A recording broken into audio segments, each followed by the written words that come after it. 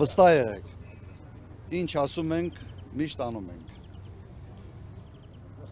Մենք մեր թիմը իսկապես եւ փորձառու թիմ է եւ հոսքի տեր մարդիկ ենք եւ երբեք նաեւ մեր թիմում թույլ չեմ տա մարդ լինի, որը կարա ուղղակի խոսա եւ հետևանք չունենա այդ ամենը։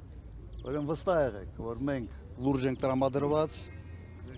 մենք պայքարի մեջ ենք, մենք այդ զադնի խոտ կոչեցյալը չունենք,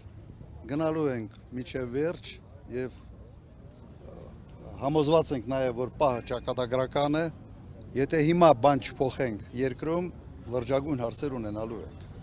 Արդեն այդ ազանգը կա։ Եվ աշխարհաքաղաքական առումով իմ տպավորությունը, որ ամեն ինչ գնում է, սենց մի աշխարհաքաղաքական, սենց